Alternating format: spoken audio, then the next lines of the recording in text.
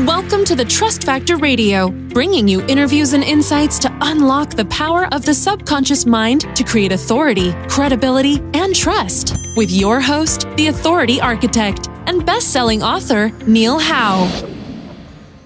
Hello and welcome to the show. This is your host, Neil Howe, and today my special guest is John Sammon. John is the CEO of Sixth City Marketing in Cleveland, and he helps businesses increase sales from online marketing strategies. He's been doing internet marketing for over 18 years with a background in both web design and development and internet marketing. His undergraduate degrees are in business management information systems and visual communications, and he has taught internet marketing to college students and started Sixth City Marketing out of his house in 2011. Now they have two locations, one in Cleveland and Columbus, and over 11 employees. So John, very interesting introduction there. Welcome to the show. Thanks, Neil. I really appreciate you having me on. Well, you're going to have to tell us a little bit about how you got started here, because so many people just fill a need. They started from your house in 2011, and now you've grown it into, an actual business that employs people. So congratulations for that. Oh, thank you. Yeah, it was me and the dog originally. We went out of the house in 2011. And is the dog still on staff? He is still on staff. He's very, very needy these days. One of my most needy employees, but we love having him around. So, well, tell us how you really expanded, who it is that you service that has made you grow so fast. Yeah, well, we serve all different kinds of businesses, and honestly, really, they typically come to us, with some kind of challenge that they have with their internet marketing, and really they bring us on to help them get more business or revenue. And so we essentially sit down with them and we talk to them about some of the challenges that they're experiencing in general with their marketing and their website. And, we assess, their overall goals, who their target audience is, and where their target audience is located, and essentially put together a roadmap of how we can help them achieve those goals, which essentially revolve around generating more online leads, calls, or in some instances, sales directly through the site. So, we've grown literally from just me and the dog to a full staff by working with our clients to be good partners. And what that typically entails is proving your value, showing them the value that they're investing value in you. And what you want to do is show them that value in the return on investment. So we focus on, improving key metrics with the ultimate goal of increasing revenue for our clients. And honestly, just being straightforward with them. I think that a lot of, not to go on a tangent here, but just to sum up my first answer to your question is that, a lot of people have done internet marketing before and they haven't had the greatest experience, either because it didn't get the results that they were looking for, or they just didn't have a great working relationship experience. And so, we understand that that's a challenge, and we really start by talking to them with that understanding. So, it's just, someone told me early in my career, I was sitting there and I was working pretty hard, and my boss came over to my desk and dumped a bunch of work on my desk. And it was kind of this really weird backwards compliment, and said, "John, if you do good work, you get more work," and dropped the pile of work on my desk and walked away. So that's kind of always sat in the back of my mind, is that, if you show, if you do good work for people, it's most likely they'll keep giving you more work and possibly refer you to, people that know that need your help. Yeah, that's right. If you want something done, you go to a busy person. That's what I hear all the time. So give me an idea of the types of clients that you work with. Is it more local business, big business, e-commerce? Yeah, honestly, it's a wide variety. I mean, I think there's a couple of different industries that we focus on in helping out, but honestly, it's all kinds of different businesses. There are businesses that have a local branch in Ohio that essentially have locations all over the globe. So it really just varies. But a couple of industries that we work closely with is manufacturing, retirement community marketing, and then higher education. That retirement community, that one is interesting because down here in Atlanta, I see these retirement communities popping up. Every new construction job seems to be a new retirement community. I'm sure that is a fun one to work with. Yeah, it's different. Every client seems to have their own challenges, like I said before, and we really do try to focus and create a custom strategy for each client because the different marketing tactics and the way that you execute a campaign for every different industry, you're going to get a different response. So with that, we work with a company that has a national presence. They have actually over 300 communities nationwide that offer a variety, offer a variety of different, I guess you could say, services or locations, apartments, communities that people can be a part of that offer a variety of different things that they can choose to live in or be a part of. And really the thing is that in working with them on an ongoing basis, people choose to move into retirement communities because they want to be part of a community.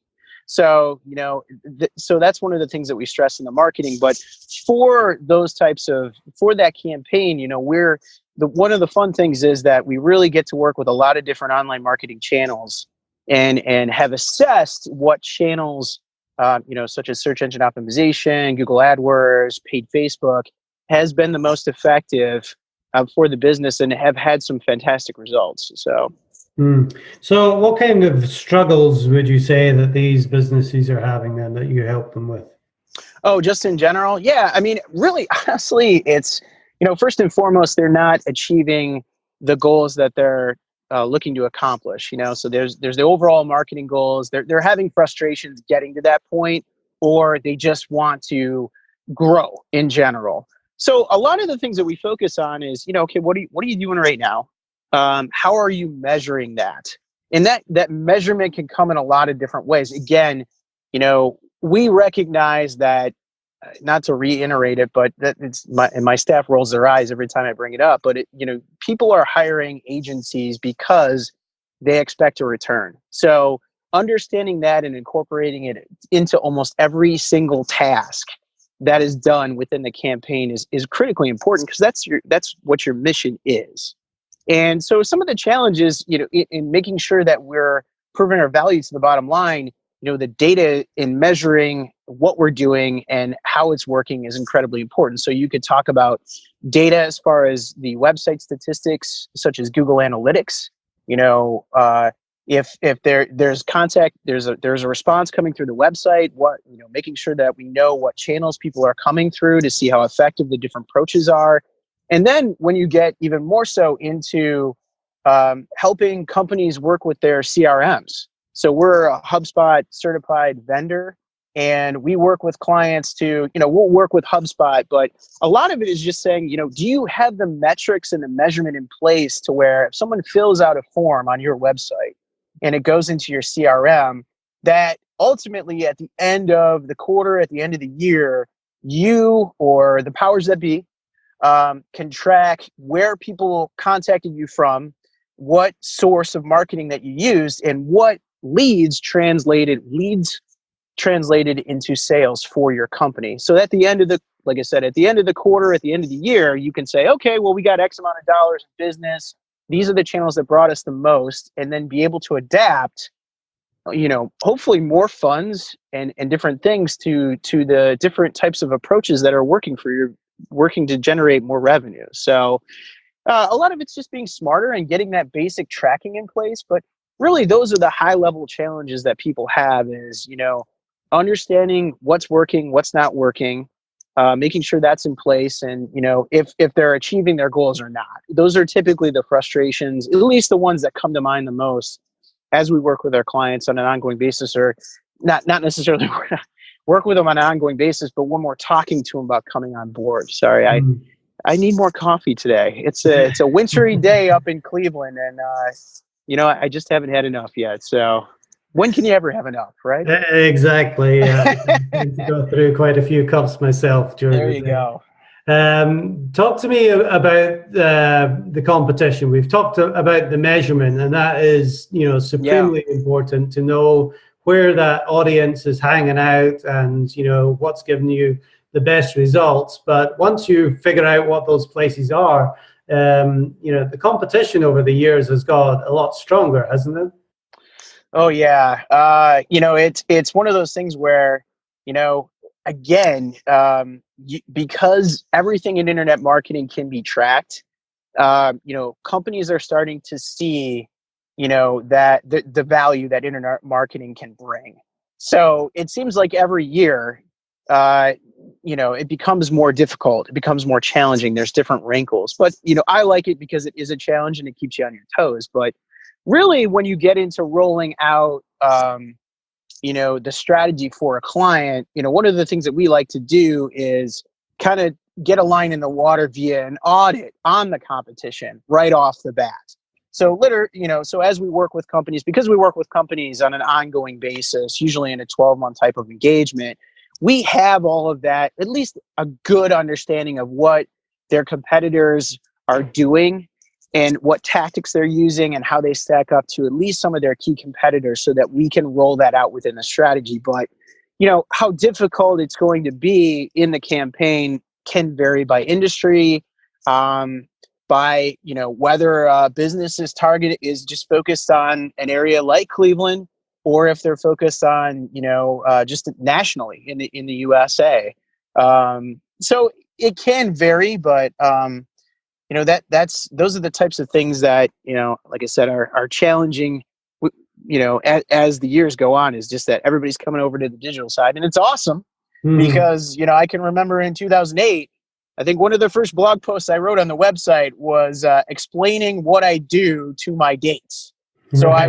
I would sit down with someone I was out on a date with, and I would explain what I would do and the various reactions that I would get from my date as I told them that I did search engine optimization, which wasn't very well known at the time. So fortunately enough for SEOs and, just internet marketing in general, it has moved even more so into the forefront. And it seems like it progresses every single year in terms of businesses investing into that. So did I answer your question? Yeah, definitely. If you get it right with internet marketing, you can still make a very good return, or you can make a very good return on your investment, but you can also throw a lot of money away if you don't know what you're doing. So sure. What I want to get into right now, John, is just a little bit more into that competition analysis. Sure. If you can share with us, just some of the things that you do to really spy on the competition so that you know what is working for them so that you can duplicate that. Yeah, absolutely. There's a lot of different things that we do initially when we're trying to measure up what the competition is doing. So, there's essentially, and again, it varies depending upon the specific internet marketing channel that we're looking at for clients. But most of the time we do an integrated campaign. And, if you're looking at just from an SEO perspective, there are different tools out there that you can use to run kind of overall site audits on basic metrics. And you'll certainly do that on, a client site to be able to assess,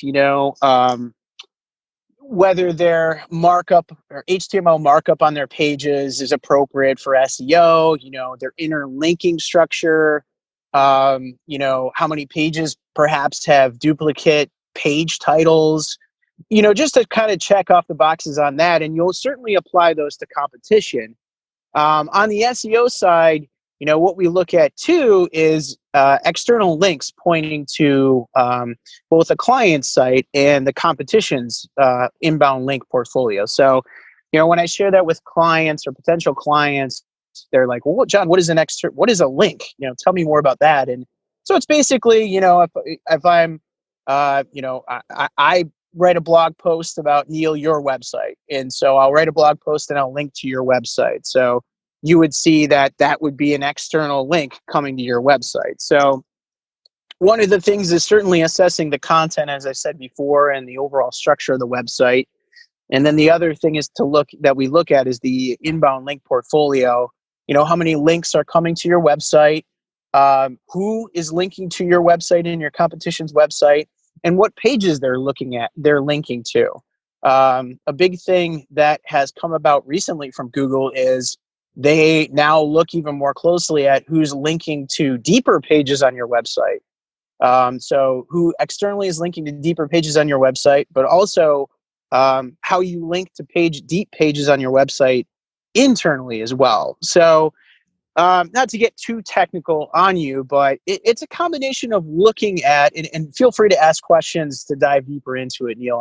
I'm happy to speak even more so, but those are the two things that come to top of mind is, okay, there is a checklist of things that you'll look at both on the website, from a content perspective, from I guess you could say a technical markup perspective, and then there's things that we look at, external factors coming to your website as well. So that would be a starting point for SEO. Some other things that we'll look at is, again, on your own website, how does it look at mobile?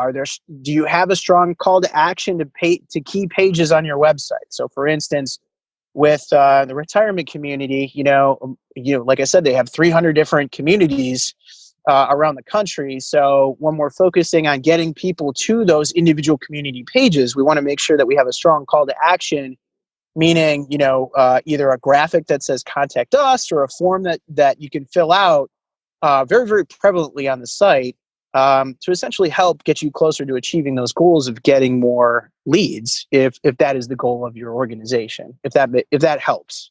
Right. Now I'm looking at your website here and looking at your services. Obviously, you do search engine optimization, which is a great foundation, but there's also pay-per-click, social media, web design and development, and then video production services as well. Tell me a little bit about the video production. Yeah. So, it's kind of funny. I've been doing SEO in an agency environment since 2008, and it really just started by focusing on content on a website. And as the years progressed, we would focus on writing content for the website. But what always stood out to me was, internet marketing is more than just driving people to a website.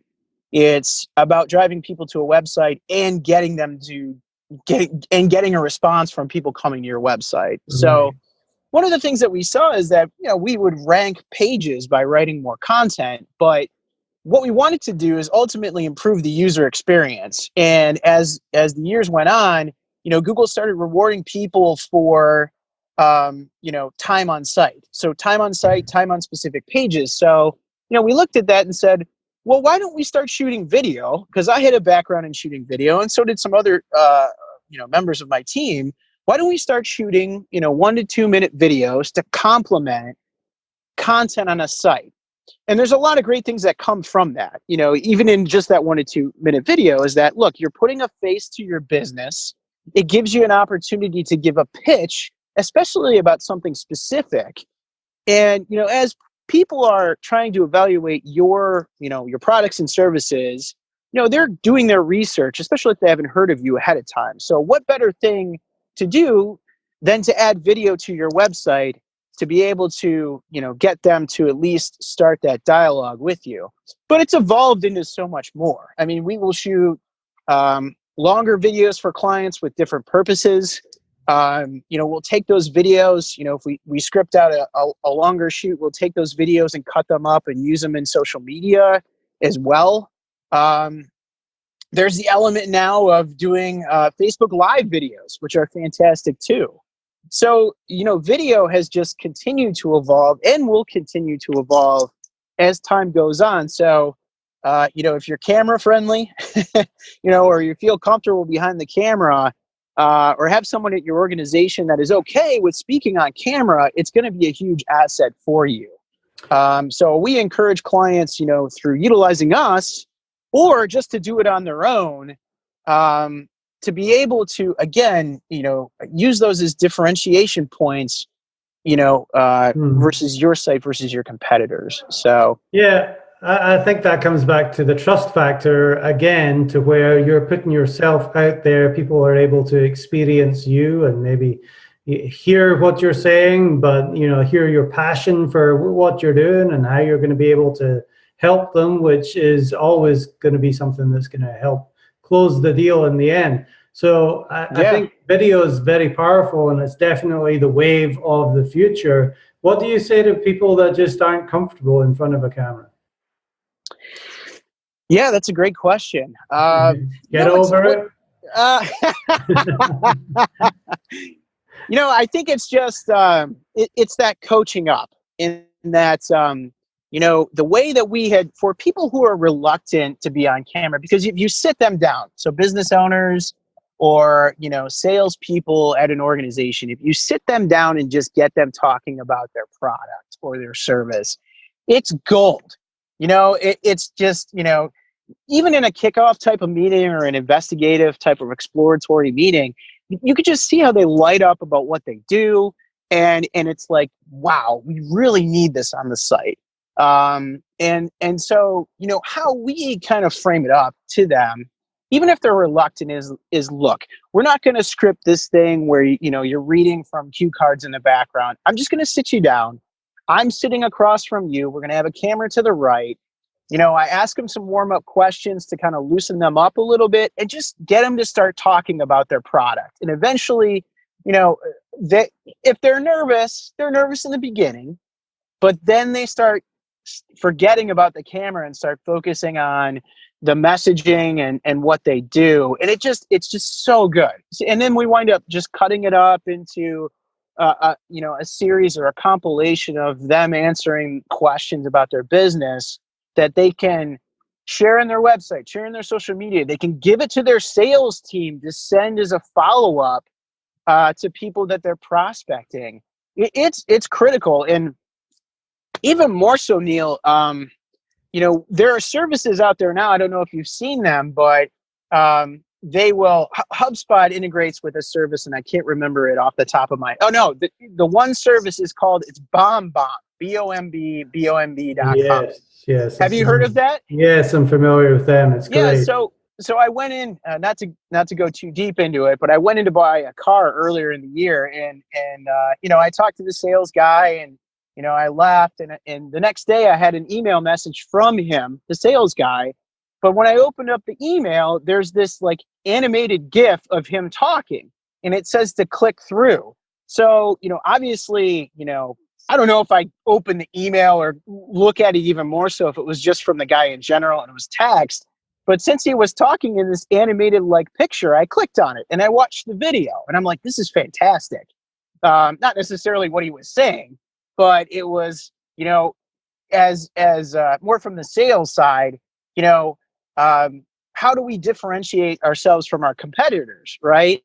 And not everybody is sending emails with like animated GIFs and pre-prepared messaging to help them stand out. And that's that's just a matter of, through a couple clicks, you're recording a video message through your computer. So another great way of how things are changing, and I completely agree with you, is that it's going to be even more integrated in what we do. And not to borrow your words, but yeah, they're going to have to get over it. I mean, the generation of I guess you could call them, everybody calls them the millennial generation. They're very comfortable being in front of the camera. From being around social media, the Instagram, talking into the camera. So it's that next wave of people. Not to be general about it, because I'm part of Generation X, and it drove me crazy when people said, "Oh, Generation X is this." But just because of the technology, people are more comfortable being in front of camera. And so I would say, yeah, I mean, practice makes perfect. Don't worry about, being the absolute amazing person on camera. It's more the substance of what you're saying. Yeah. Exactly. And I think, what you say is, once people start talking about their business and they just light up and they can talk for hours, but what a wonderful way to grab that content and have it recorded. And you got things like BombBomb and Facebook Live that are just making it really easy right now. So, I think video is certainly a wave of the future, and people are going to have to get with it if they want to keep up. Let's talk about some of the misconceptions that you hear about the digital marketing industry, John. What do you hear through the grapevine?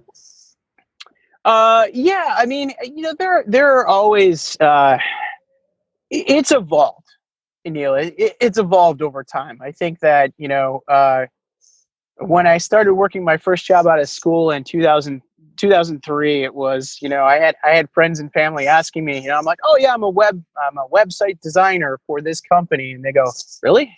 There's a full-time job for that?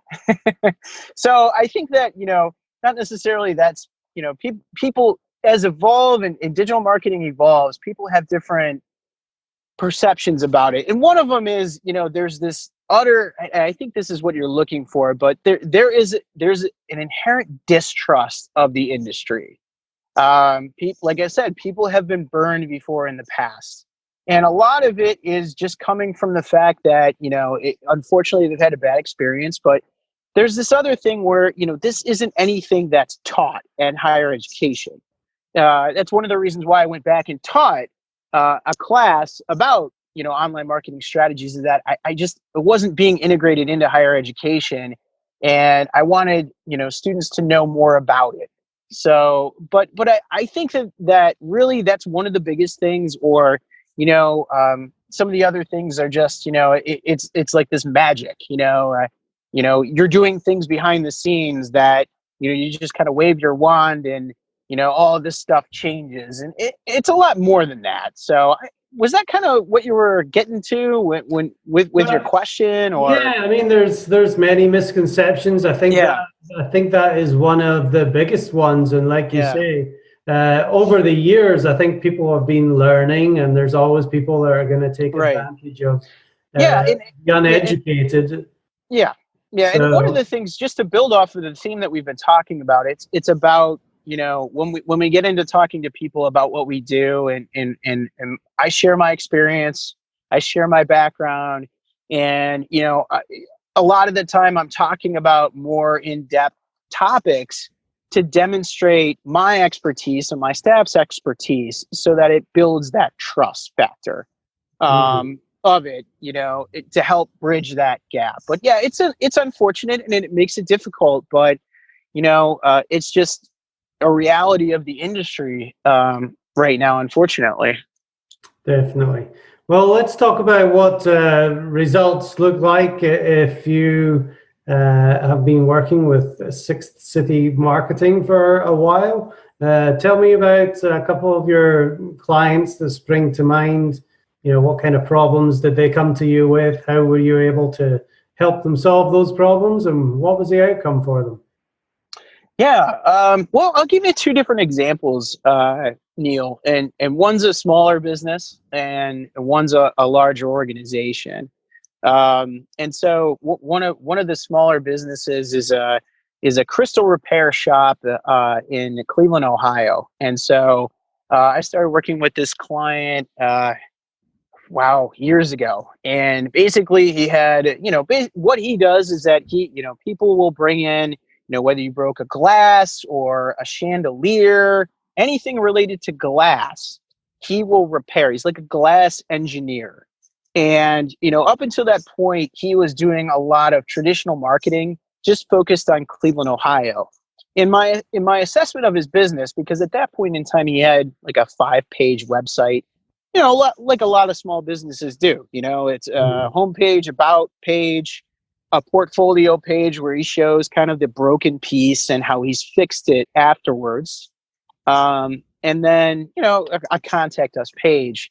In my assessment of his business, I asked him, do people ship you stuff from outside of Cleveland to fix? And he said, yeah, occasionally they do. And so, what I did was work with him to essentially formulate an ongoing strategy focused on search engine optimization. His goals were to get more business just in general. And it didn't matter where it was from. And we both myself and my team had identified opportunities to grow the business by just targeting people outside of Cleveland, Ohio. So essentially, what we did was we changed the structure of his website to be from a traditional 5-page website to essentially a blog. We saw that almost every piece that he repaired was extremely unique. And so we thought that it would be great for him to blog about that piece. The unique aspects of what it was and show the before and after images. And just really focus on that as part of a content strategy. And so what he's done is essentially taken his website, which was 5 pages, and has created a website of somewhere between 300 to 500 pages, which mostly consists of individual repairs that he's done centered around keyword phrases. And it's taken, I think that he was getting on average, maybe 10 to 20 different leads a month when both myself and my team started working with him, to where as he's expanded the content on his website, it's gone to 10 to 20 either calls or contact form submissions in a day. Wow. It's crazy. And he's getting business from not only just Ohio, but all over the globe. It's completely transformed his business into just a shop focused on local, to getting repair projects. Literally, they go to his website. He's told me this. They look at his before and after, which demonstrates his expertise. There's also, just to circle back to a theme we talked about before, it's not the highest quality video, but there's a video on his homepage, which basically puts a face to the name of the business. People literally go to his website, see what he can do, watch the video, and box up the stuff and just ship it to him without even talking to him. That's it. They're repair it. So that's an example of something that's completely transformed a smaller business. For the specific, we'll go back to the other client that I talked to you about, which was the retirement community organization. Although they have over 300 communities around the country, they really have specific communities that they're focused on filling more so than others. So when we started working with them, I think there were a few communities that were really struggling to fill, apartments, or in some instances, they call them villas, where you can actually buy a home on the location and live there. They were struggling to fill that, to where we started, we assessed the situation, started an ongoing marketing campaign using digital marketing for them. And they in the first time, and I would say they purchased that community about 6 years ago.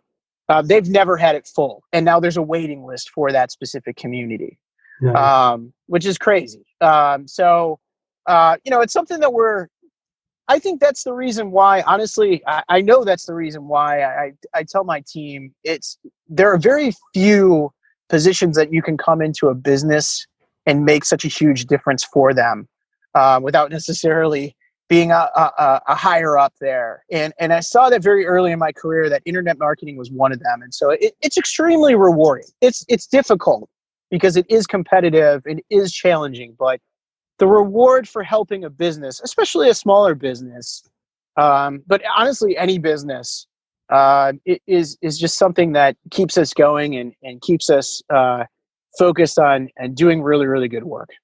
Well, excellent. Now, we touched on the fact that many people have been burned in this industry by choosing the wrong company to work with. What are some questions they should be asking if they're meeting with a new digital marketing agency to make sure that they are working with the right kind of company for them? Yeah, no, that's a great question.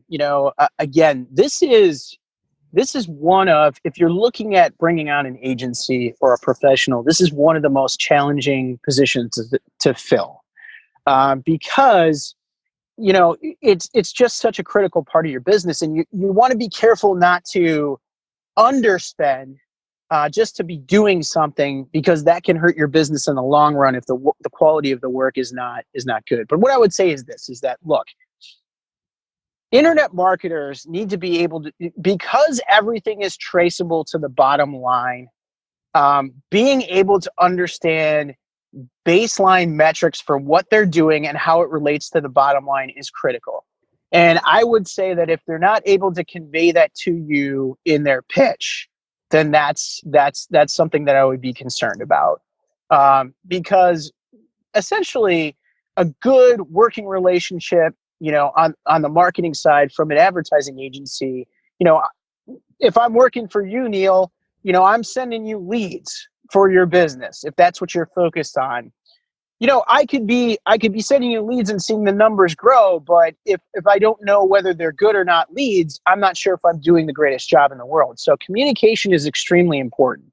And so I've seen people come away from engagement saying, I just didn't understand what they were showing me. And so I think making sure that you understand what the plan is, what the numbers are, and how they relate to the bottom line is critically important.